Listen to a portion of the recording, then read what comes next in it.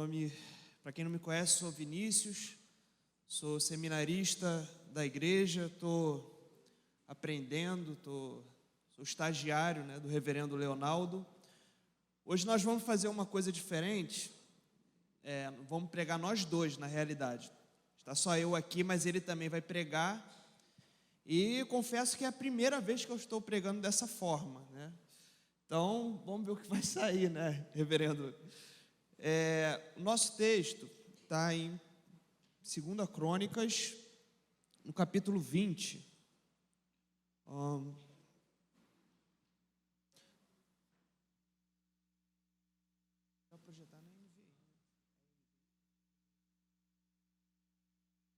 Para projetar, e a gente...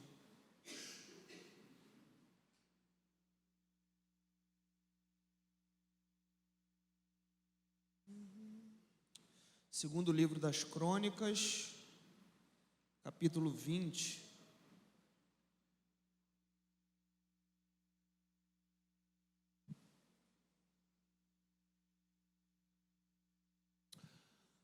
Vamos lá, versículo 1. Depois distos, os filhos de Moabe e os filhos de Amon, com alguns dos meunitas, vieram à peleja contra Josafá. Então vieram alguns que avisaram a Josafá, dizendo: grande multidão vem contra ti, da além do mar e da Síria. Eis que já estão em Hazazon-Tamar, que é En-Gedi. Então Josafá teve medo e se pôs a buscar ao Senhor, e apregoou jejum em todo Judá. Judá se congregou para pedir socorro ao Senhor. Também de todas as cidades de Judá veio gente para buscar ao Senhor. Pôs-se Josafá em pé na congregação de Judá e de Jerusalém, na casa do Senhor, diante do pátio novo, e disse: Ah, Senhor, Deus de nossos pais, porventura não és tu Deus nos céus? Não és tu que dominas sobre todos os reinos dos povos?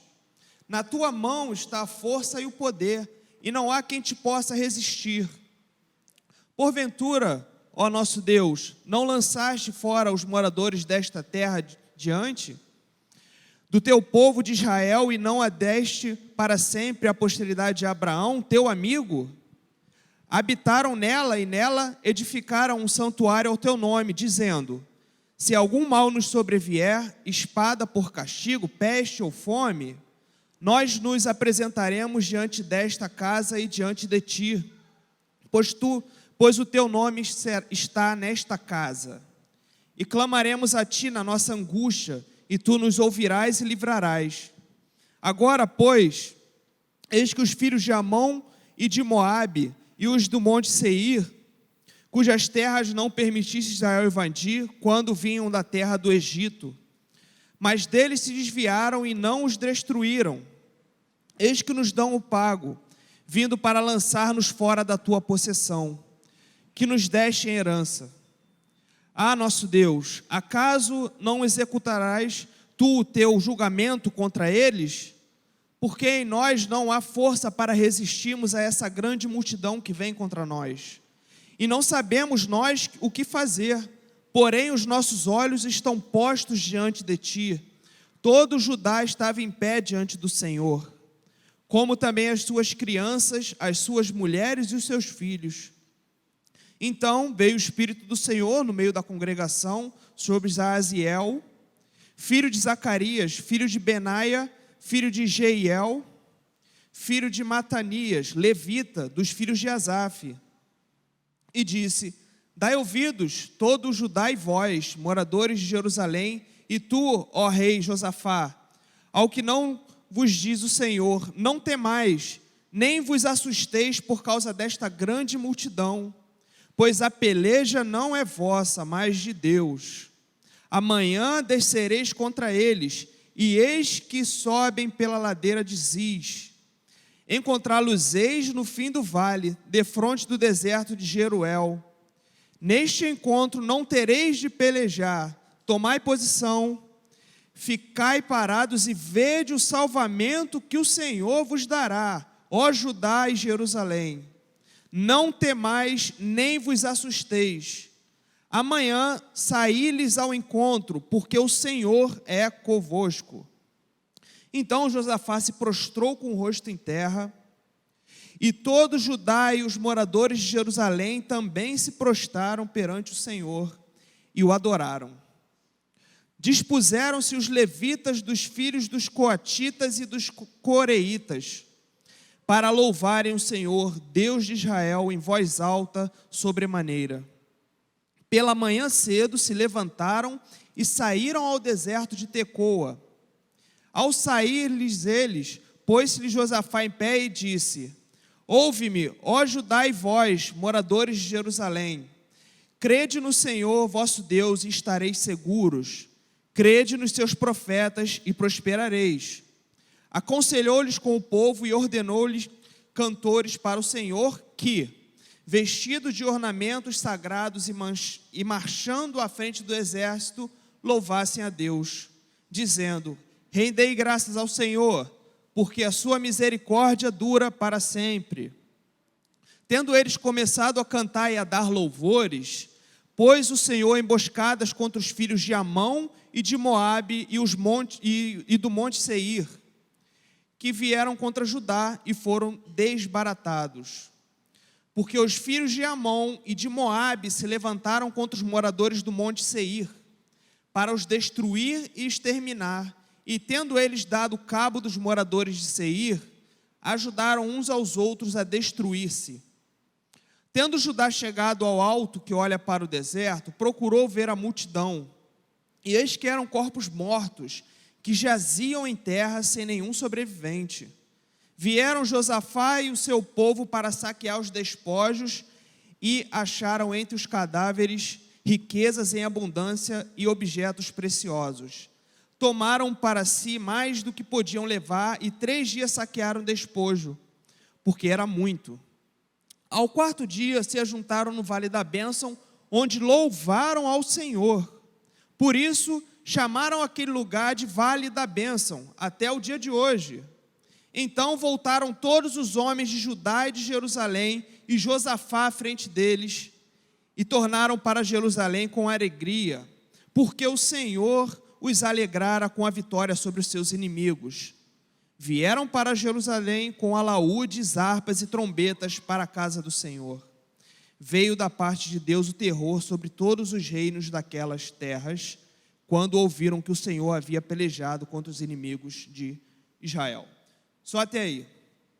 Gente, eu já tinha lido essa passagem por muitas vezes, mas quando a gente prepara um texto para fazer uma pregação, há um diálogo maior do texto com a gente.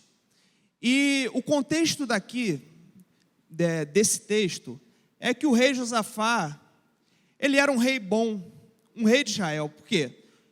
Quando Davi começou a monarquia boa, Israel, porque houve Saul contra a vontade de Deus, e depois de Saul veio Davi. E de Davi veio Salomão. Só que Salomão, por conta dos erros dele com Deus, a monarquia ela se dividiu, ficou o reino do norte e o reino do sul em Israel. Então, é interessante que Deus, ele sempre esteve ali com o seu povo, sempre separou uma porção para a casa de Davi no sul. E os reis do reino do norte e do reino do sul, nem sempre eram reis bons. É interessante que, na realidade, a maioria dos reis que Israel teve foram reis maus. E a gente pode até entender e olhar assim, nossa, era o povo do Senhor, mas esse povo do Senhor, que estava cheio de profetas, Deus estava restrito àquele povo. Só ali, se vocês veem no mapa, Israel é pequenininho. E Deus estava restrito somente àquele povo, e muitas vezes tendo reis ímpios. Só que o rei Josafá não era um rei ruim. O rei Josafá era um rei bom. E o rei Josafá, ele era filho do rei Asa, que era outro rei bom. Então, ele foi até aliado de um rei mau, que foi o rei Acabe, que o rei Acabe foi durante o reinado do rei Acabe que Elias foi o profeta. Ele é aquele rei que fala aquela famosa frase para Elias: és tu, ó perturbador de Israel? Aí Elias olha para ele e fala: não, eu não sou perturbador de Israel, você e a sua rainha são perturbadores de Israel, porque vocês se desviam no caminho do Senhor. Então esse rei Acabe foi aliado do rei Josafá, só que o rei Josafá era um rei piedoso, diferente do rei Acabe, diferente de muitos outros reis do reinado de Israel, que estava, como eu disse, separado. O reino do norte ficou com as 12 tribos, com 11 tribos e meia, e o reino do sul ficou com só a tribo de Judá. Por isso que era chamado o reino de Judá, que ficava ao sul, e o reino de Israel com as outras tribos ao norte. Então, aqui, depois que o rei Acabe morre, está o rei Josias, o rei Josafá.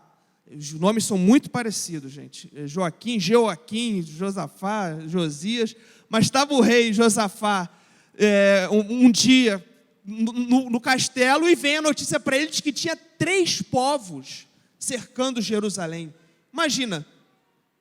Gente, Israel era uma terrinha pequenininha. A gente olha, fala de Israel, a gente fala do povo escolhido de Deus, mas se a gente olhar no mapa, gente, é pequenininho. Imagina um rei daquele lugar pequeno, com um exército pequeno, sabendo que tem 3 exércitos cercando ele, sabendo que tem 3 reinos contra eles. Imagina a cabeça desse rei. E o pior é que Josafá era um rei justo. Imagina a cabeça dele falando: eu estou obedecendo ao Senhor, estou obedecendo aos preceitos do Senhor, mas já tem 3 inimigos na minha porta e parece que eu não vou vencer. Então, o que eu faço? E esse é o tema do nosso sermão. O que fazer quando não se tem o que fazer? Quando não se sabe o que fazer? O que fazer?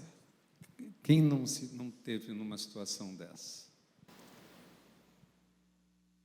Não precisa ter 3 reis à frente, mas quem já não esteve numa situação dessas, sem saber o que vai fazer? Todos nós tivemos, todos nós. Só que, a partir dessa explicação que Vinícius trouxe, a gente precisa se perguntar: o que é para fazer quando eu não sei o que fazer? O que é para fazer quando tudo conspira para dar errado e eu não sei o que fazer? Josafá fez um monte de coisas, e a gente, quando estava estudando esse texto, a gente viu que Josafá fez coisas que a gente precisa fazer. Josafá tomou atitudes que a gente precisa tomar. Você sair daqui essa noite, eu queria que você levasse para casa essas impressões, as impressões das atitudes de Josafá.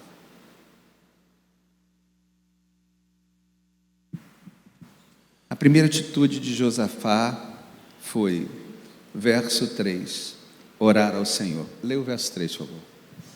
Verso 3, por favor. Então Josafá teve medo e se pôs a buscar ao Senhor. Gente, o que Josafá ensina para a nossa vida? O que a gente pode tirar da nossa vida aqui? Como eu disse, ele era um rei justo. Imagina você como um rei justo que busca Deus, com todas as promessas dos profetas de que o rei que estivesse com Deus, ele iria prosperar, os inimigos não iriam prevalecer contra ele. Imagina a cabeça de Josafá, a dúvida que Josafá ficou. É comum que ele ficasse em dúvida, eu também ficaria em dúvida, vocês também ficariam em dúvida, mas uma coisa que Josafá fez quando ele estava em dúvida foi orar ao Senhor. Então, ele me ensina que diante do perigo eu devo orar ao Senhor. Ele me ensina que a primeira coisa que eu devo fazer quando vem o perigo sobre a minha porta é orar ao Senhor, é me pôr de joelho diante de Deus. Então, a gente às vezes passa por momentos que são horríveis, porém a última coisa que a gente pensa em fazer é orar. A gente só vai orar como a última rácio, né, que a gente fala, como a última coisa que a gente pensa em fazer é orar, quando na realidade Josafá ensina que a primeira coisa que a gente tem que fazer é levantar a voz em clamor ao Senhor. Eu acho que lembra alguns filhos que a gente tem, que já cresceram, já estão com a vida seguida, e a gente olha para eles e eles falam para a gente: atrasei o pagamento do consórcio.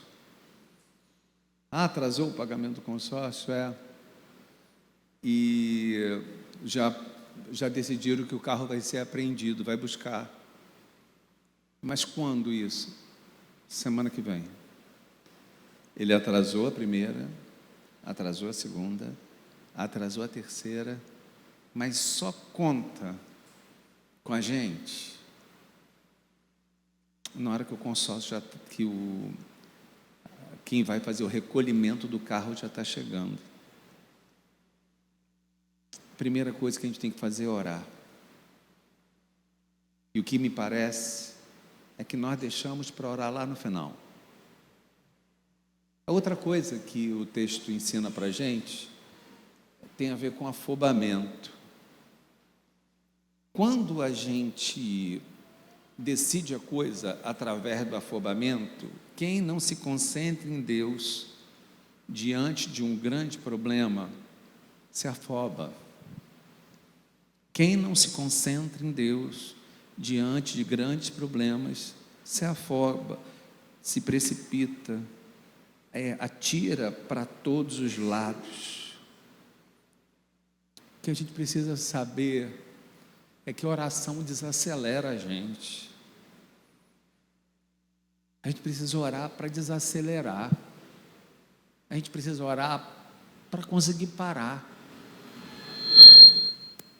A gente precisa orar para conseguir parar, para a gente desacelerar.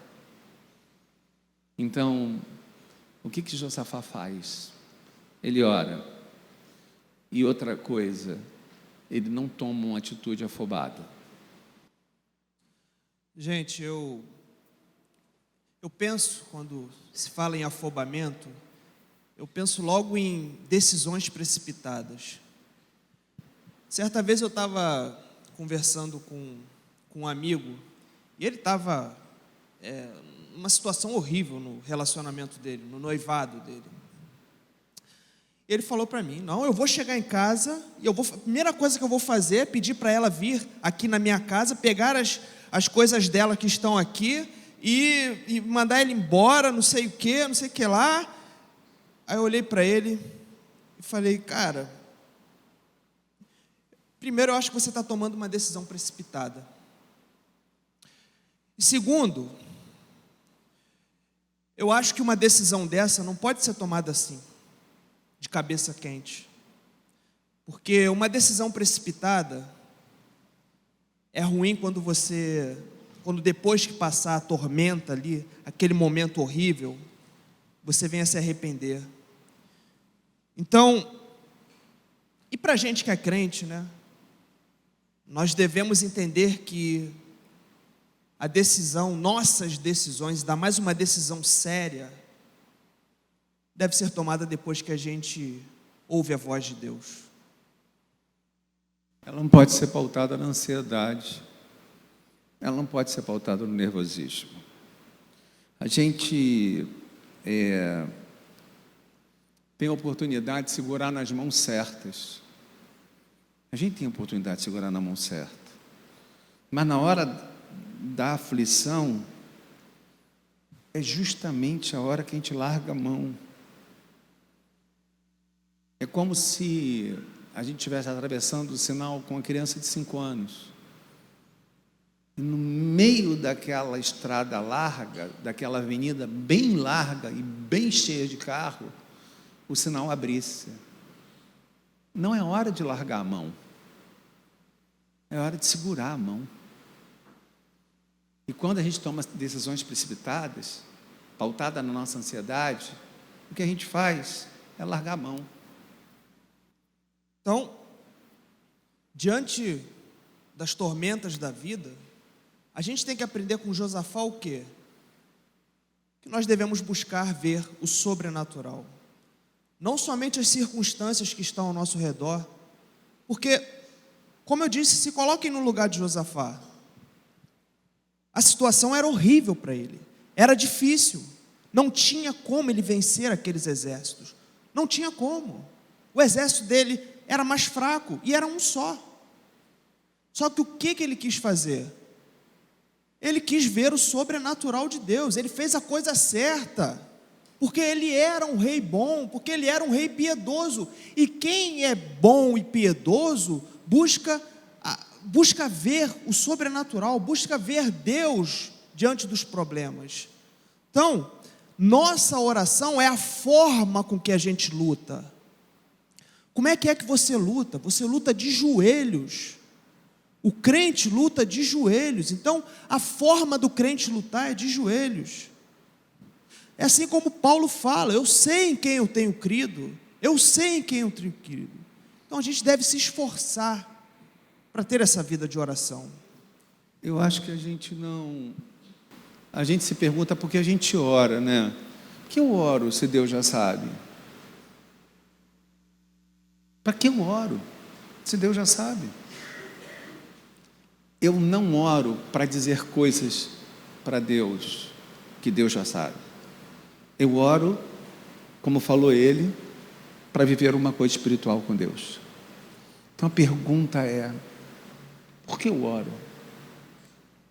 Se Deus já sabe o que eu vou viver. Eu não oro para contar para Deus o que Ele já sabe. Eu oro para ter um momento sobrenatural com Ele. É muito importante, porque a gente fica com a conversa dentro da cabeça. A cabeça fica girando e a gente conversando com a cabeça. Não sei se você é desses que conversa com a cabeça. Você responde, você fala, você pergunta. Mas eu queria te dizer que você é o teu pior conselheiro. Ouviu o que eu falei? Você é o teu pior conselheiro. Então, por que a gente ora? A gente ora, como Vinícius falou, para ver o sobrenatural de Deus. E a gente ora para a cabeça parar de girar e responder as coisas por mim e responder as coisas por Deus.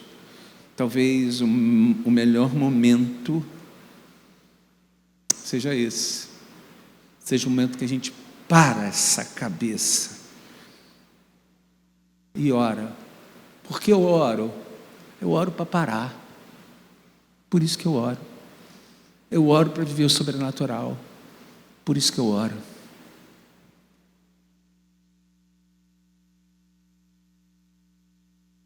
O avô está conversando com o neto e o neto pergunta para o avô: vô, por que para a gente orar a gente precisa fechar o olho? Responde aí.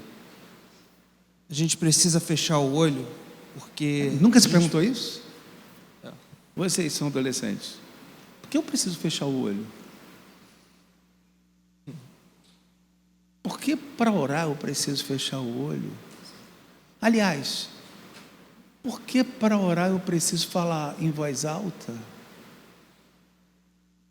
Será que eu preciso fechar o olho? Será que eu preciso falar em voz alta? Explica você.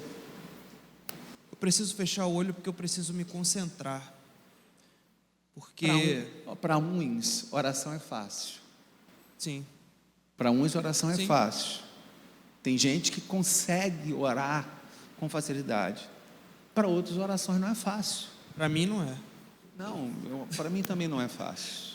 Por isso que a gente tem que fechar o olho e e se conectar com Deus, porque as distrações passam diante de nós. Coisas passam na nossa frente o tempo inteiro.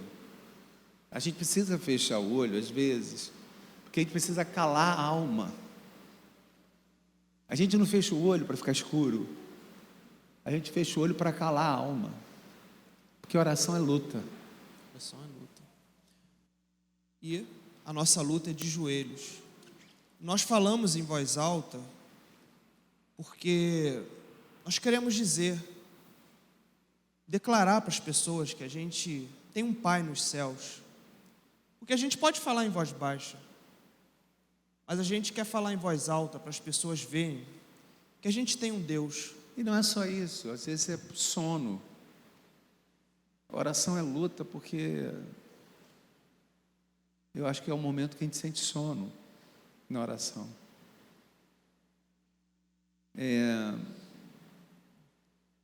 Josafá ensinou o que fazer na hora do problema. Na hora do problema, eu tenho que orar. Outra coisa que Josafá ensinou foi jejum. Fala aí de jejum. Tá, no versículo 3, pode pôr de novo, por favor? Olha só, falou que ele teve medo e se pôs a buscar o Senhor, que foi orar. Aí, após, e apregoou o jejum em todo Judá. Então,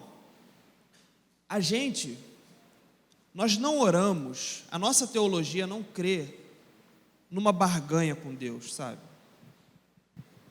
Uma barganha. Uma troca. Eu vou jejuar e Deus vai me dar aquilo. Eu vou parar de beber refrigerante e Deus vai me abençoar no final do ano. Isso não existe, gente. Isso não existe para a nossa teologia. O que é o jejum para a gente? Com os adolescentes, nós estávamos aqui vendo The Chosen. E passou o momento do sábado, do Shabat. O que era o Shabat? Eles se isolavam do mundo com os familiares e com as pessoas mais íntimas para buscar a Deus. Então, jejum tem a ver com silêncio. Jejum tem a ver com olhar para dentro de si. Jejum tem a ver com silêncio de palavras. Jejum tem a ver com silêncio de encontros. Jejum tem a ver com recolhimento. Sabe, dessa vez, eu entrei no quarto, eu tranquei a porta, só tu pode me encontrar. Jejum tem a ver com momentos assim, dias de grande tribulação, são dias de jejum. Dias de grande tribulação são dias de jejum. Não se enfrenta uma atitude importante sem jejum. Não é esse negócio de vou passar fome para agradar a Deus. Não tem nada a ver com isso. Vou passar fome para agradar a Deus. Tem a ver com não se enfrenta problemas importantes sem jejum. Jejum tem a ver com silêncio. Jejum tem a ver com silêncio de pessoas. Jejum tem a ver com calar a alma. Existem momentos na nossa vida que são momentos de celebração. E existem momentos na nossa vida que são momentos de jejum. A gente precisa descobrir qual é o momento que a gente está. Tem momentos que é tempo de celebração, mas existem momentos, são momentos de jejum. A gente não pode confundir os momentos. Momentos de celebração com momentos de jejum. Josafá chamou o povo inteiro para o jejum. Josafá, como rei, organizou o seu povo todo com jejum.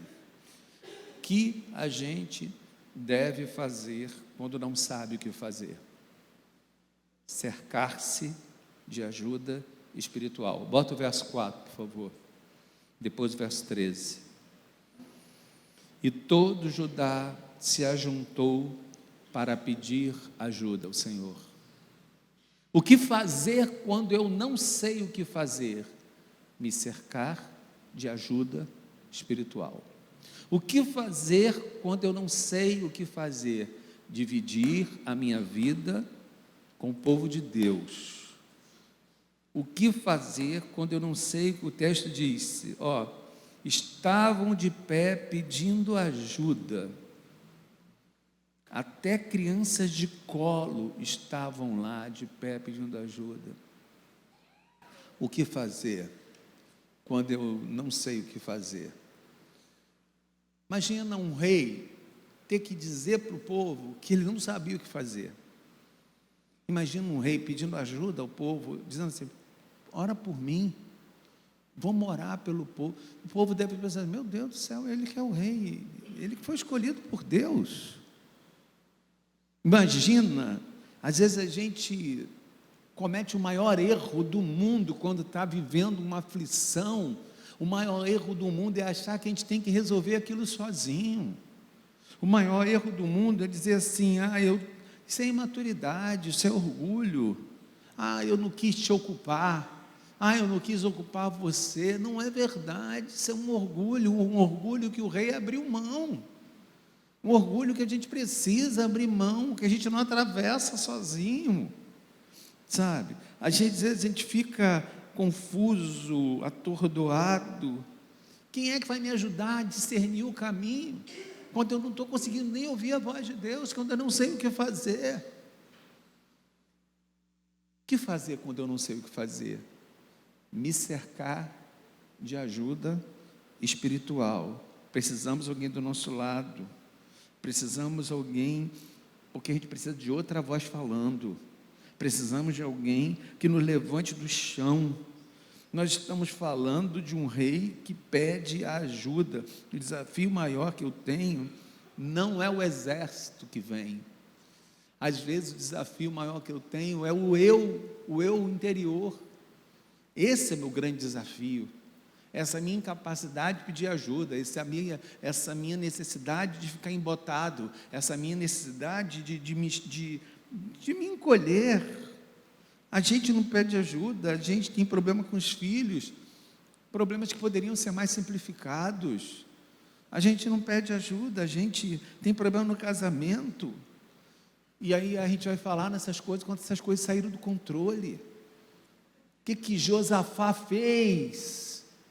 Josafá pediu ajuda. O texto diz que até as crianças, que às vezes são carregadas no colo, pediram ajuda. Ensinar os filhos a pedir ajuda a Deus.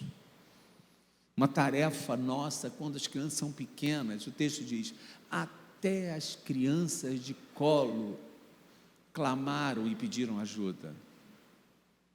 São coisas que a gente ensina. Então vença o medo do outro, vença o medo de parecer frágil, vença o medo se você vai parecer mais frágil para o outro, pior é viver o que você vai viver sem pedir ajuda. Josafá dividiu o fardo. Porque fé é uma questão de posicionamento. Essa questão de posicionamento tem muito a ver com o fato da gente entender que há guerras que não nos pertencem. Falar: Senhor, a guerra é sua, não minha. Eu não E dou foi conta. isso que Josafá fez. Continua. Foi isso que Josafá fez. Ele pegou o medo dele, porque prestem atenção, há dois tipos de medo. Há o medo mau, que é aquele medo que te faz entrar em pânico e te cega, mas há aquele medo bom, que te faz entender que as suas guerras não são lutadas por você.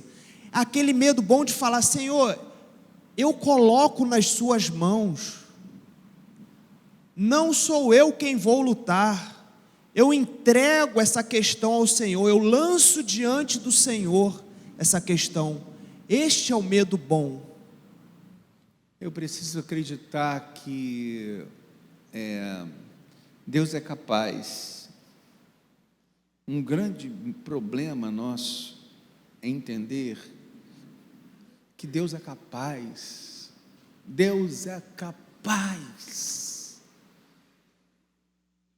Você gosta de buscar soluções, você gosta de fazer do seu jeito, mas existem armaduras que não cabem em você. Você está usando armaduras que não cabem em você. Você lembra quando Davi vai enfrentar Golias? O que oferecem para ele? Lembra disso? O que oferece? Oferece uma armadura, um capacete, toda a roupa de guerra. Ele diz assim, não sei lutar com isso, isso não cabe em mim, é muito grande. É isso. Essa é a questão. Não cabe em mim, é muito grande. Existem armaduras que não cabem em você. Existem outras armaduras que cabem em você. Pode falar. Eu põe no versículo 17 e no versículo 18. Olha só como: neste encontro não tereis de pelejar, tomai posição, ficai parados e vede o salvamento que o Senhor vos dará, ó Judá e Jerusalém. Não temais, nem vos assusteis. Amanhã saí-lhes ao encontro, porque o Senhor é convosco. Então Josafá se prostrou com o rosto em terra, e todo Judá e os moradores de Jerusalém também se prostraram perante o Senhor e o adoraram. Olha que maravilha, gente. Olha como a gente tem que ter essa consciência. O texto, é aí que esse texto vai te beliscar. Ele vai falar assim para você: tem peleja que não é sua, tem guerra que não é sua, é minha.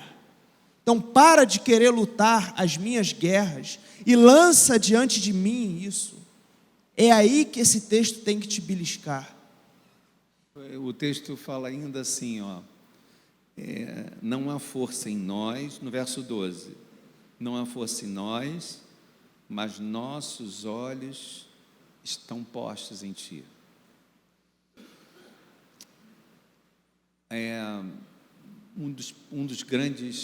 Uma das grandes batalhas a ser vencidas é a batalha dos olhos. Eu falei isso no sermão passado. Os nossos olhos têm que estar postos em Deus. Já viram uma criança, a Fabiane me explicou isso uma semana passada, ou foi retrasada, a Fabiane me explicou. Ela falou assim: quando o Danielzinho está muito imbativo, está batendo demais de frente comigo, quando ele está muito agressivo, o médico me explicou que eu tenho que desviar nessa hora o olhar, ao invés de segurar nele e falar: calma, por que está fazendo isso? Por que está fazendo isso? Por que está fazendo isso? Eu tenho que desviar, vou para trás da cadeira dele e começo a empurrá-lo, porque eu preciso sair desse eixo de confronto. Tem vezes que a gente tem que tirar os olhos no problema que a gente está vivendo, para colocar os olhos em Deus. Eu sei que a gente não consegue fazer isso esse tempo todo. Cá para nós, a gente não consegue fazer isso o tempo todo. Mas, às vezes, é preciso tirar os olhos. É preciso tirar os olhos daquele que está cruzando os olhos com você, que é a sua tribulação, e para trás da cadeira. Porque a gente fica muito preso à questão e olhando para a questão. E que Deus quer, muitas vezes, tira os olhos da questão e bota os olhos em mim. Então, nosso grande desafio é ter que vencer essa dúvida, essa descrença que vem e pôr os nossos olhos em Deus. Então, nós devemos crer nas promessas que o Senhor fez em sua palavra e nos entregou. Sabe um salmo que eu adoro? É o Salmo 46, quando ele afirma assim: aquietai-vos e sabei que eu sou Deus. Você pode repetir? Aquietai-vos e sabei que eu sou Deus. É o aquietar-se diante de Deus, diante da situação. É o agir por meio do não agir. Então, eu consigo agir por meio da minha não ação diante do problema que me vem. Assim, com esse aquietar-se, eu consigo fazer muito mais do que se eu tivesse feito tudo que estivesse ao meu alcance para fazer, somente confiando no Senhor. E o aquietar tem a ver com medo. A gente consegue vencer o medo quando a gente se aquieta. Verso 15 diz: não temais. O que fazer quando a gente não sabe o que fazer? Não temais. Se aquieta e não tema. Me disseram, eu não sei se é verdade, que na Bíblia, não temais aparece 365 dias. Um para cada dia. 365 vezes. Não vezes, desculpa. Um para cada dia do ano. Eu não sei se é verdade, mas é verdade? Então, um para cada dia do ano. Então, a gente tem que deixar esse medo e não temer, e entender que o medo é a certeza da desproteção. Quando eu tenho medo, eu tenho a certeza de que eu não estou sendo protegido, por isso eu tenho que me defender o tempo todo. Mas quando eu creio no Senhor, eu sei que Ele me protege, e eu não preciso ter medo de nada, porque assim como Paulo diz, eu sei em quem eu tenho crido. Porque medo tem a ver com suspeita, gente. Medo tem a ver com suspeita. Quando eu de alguma maneira não sinto medo, na verdade, se eu sinto medo de que você não vai me proteger, eu estou suspeitando de você. Ou que você não é maneiro o suficiente para me proteger, ou que você não tem força para me proteger, ou que você não quer, ou que você é mau caráter o suficiente para pegar uma pessoa desprotegida e deixar desprotegida. Entendeu? Entendeu o que eu falei? Que medo tem a ver com suspeita. Medo, o nosso medo, no fundo, é feio eu falar isso, né? Mas o nosso medo, no fundo, é suspeita. Sempre foi suspeita. Quer ver uma coisa que surpreendia Jesus Cristo? Não era o templo. Ele olhou para o templo e ele desdenhou do templo. Os discípulos ficaram surpreendidos com o templo. Sabe o que surpreendeu Jesus Cristo? A fé daquele centurião. Ele disse: nossa, nem mesmo em Israel eu vi fé como essa. Era isso que surpreendia Jesus Cristo, era isso que surpreendia Deus na terra, era fé. Era fé. E quando os discípulos tentaram expulsar demônios e não conseguiram, ele disse: geração incrédula, até quando estarei convosco? Ou seja, estava dizendo que eles eram pessoas de pequena fé. A gente tem que se encharcar de Deus, meus irmãos. Sabe, a gente não tem que se encharcar da incerteza. A gente não tem que se encharcar do medo da possibilidade do que vai dar errado. A gente tem que se encharcar de Deus.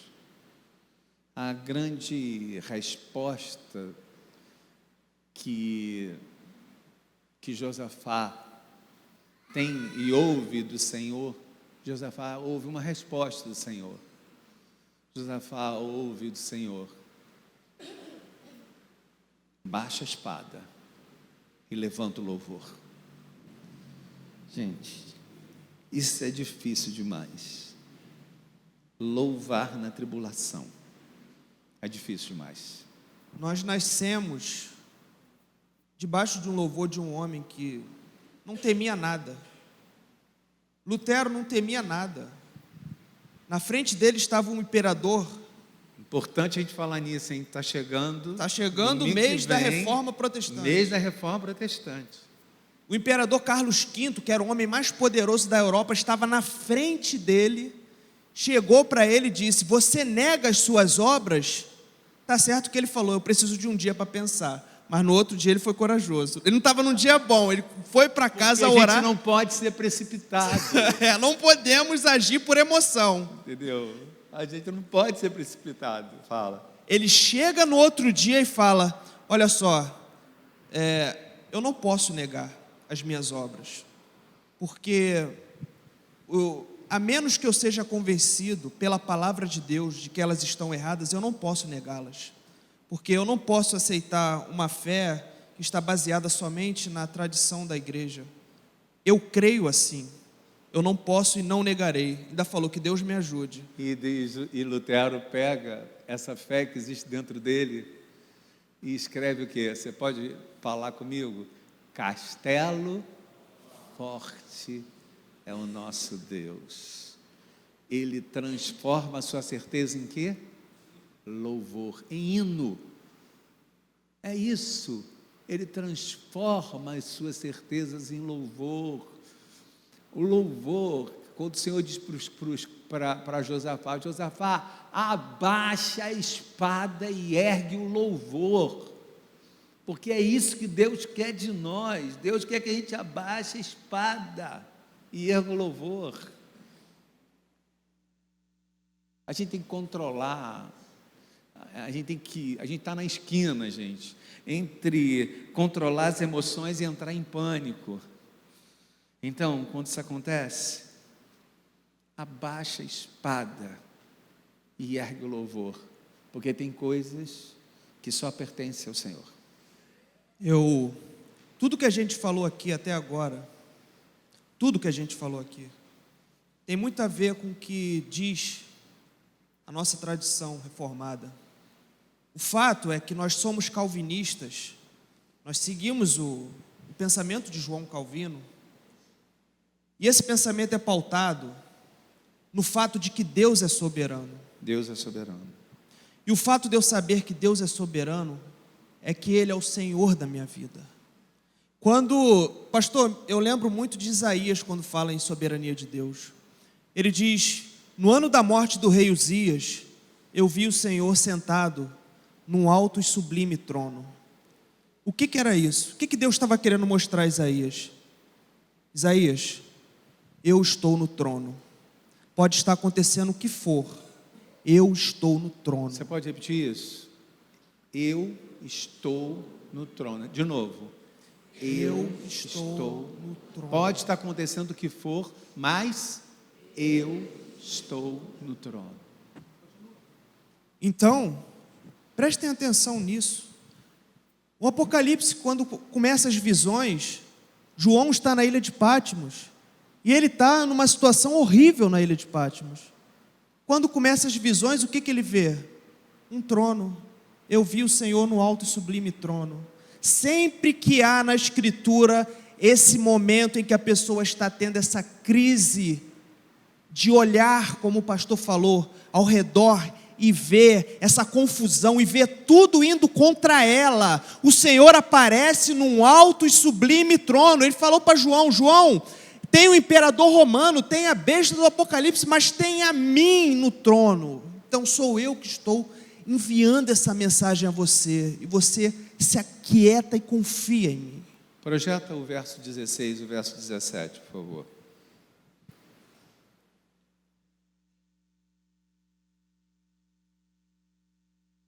Amanhã, olha, presta atenção, vamos ler juntos. Amanhã descereis contra eles, e eis que sobem pela ladeira de Ziz. Encontrá-los-ei no fim do vale, de fronte ao deserto de Jeruel. Neste encontro não tereis que já.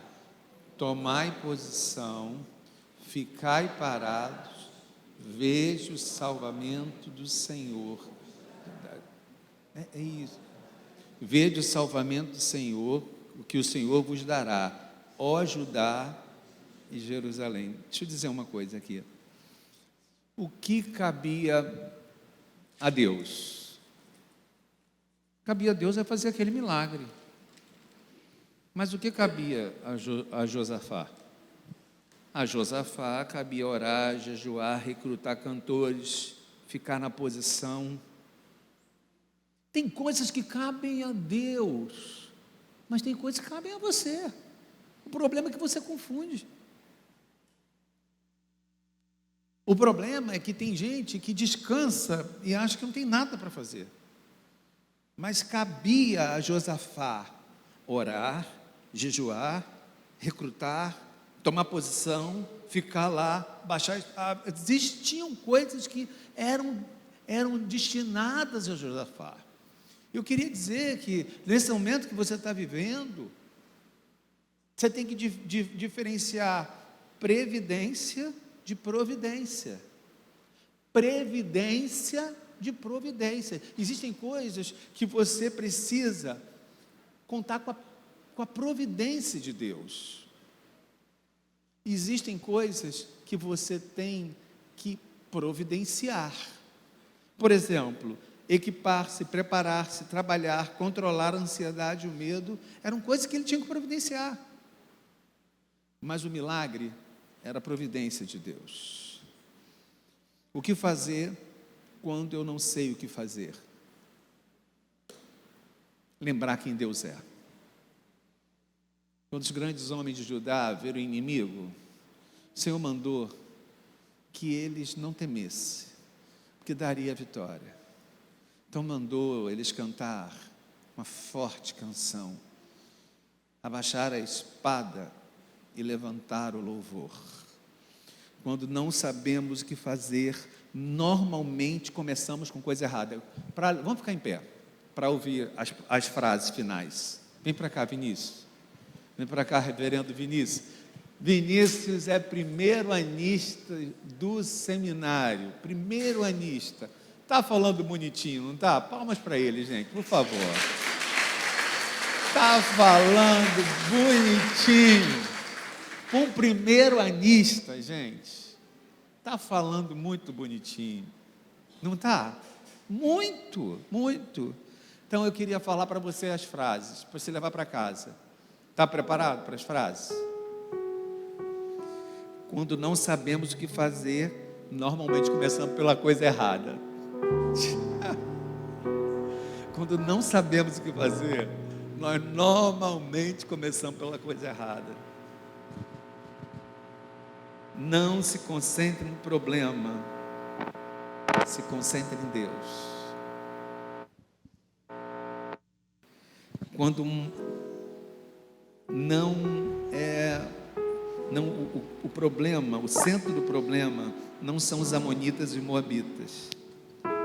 Talvez o grande problema esteja dentro de mim. Seja eu, como eu estou lidando com o problema. Eu seja o grande problema. Às vezes, problemas é o nosso eu, ele na verdade é o nosso eu interior. Essa conversa é para você, está em casa, com roupa de dormir. Essa conversa é para você.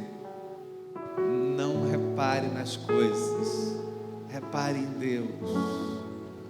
Não repare nas coisas, repare em Deus. Talvez o que a gente tem que fazer hoje é que Josafá nos convidou para fazer. Orar, não largar a sua mão, viver um momento sobrenatural, jejuar, se recolher em silêncio, cercar-se de ajuda espiritual, colocar os olhos em Deus, abaixar a espada e levantar o louvor. Você pode repetir? Abaixar a espada e levantar o louvor. Mais uma vez. Abaixar a espada e levantar o louvor. Porque tem momentos na nossa vida que o que a gente precisa fazer é abaixar a espada e levantar o louvor. Porque Deus é bom e a sua bondade é de misericórdia, é de geração em geração. Porque Deus é bom. Abaixa a espada e levanta o louvor. Isso é o mais difícil fazer diante dos amonitas e dos moabitas. Abaixa a espada. Você está usando espada, você está usando armadura na hora errada, você está tomando atitude na hora errada. Então abaixa a espada e levante o louvor. Cante uma canção na hora da tribulação, porque Deus é bom e a sua misericórdia dura de geração em geração. As misericórdias do Senhor duram para sempre. Deus te trouxe nessa noite para entender que existem batalhas que não são suas. Deus te trouxe nessa noite para entender que existem armaduras que não são suas. É preciso, em momentos assim, abaixar a espada e levantar o louvor.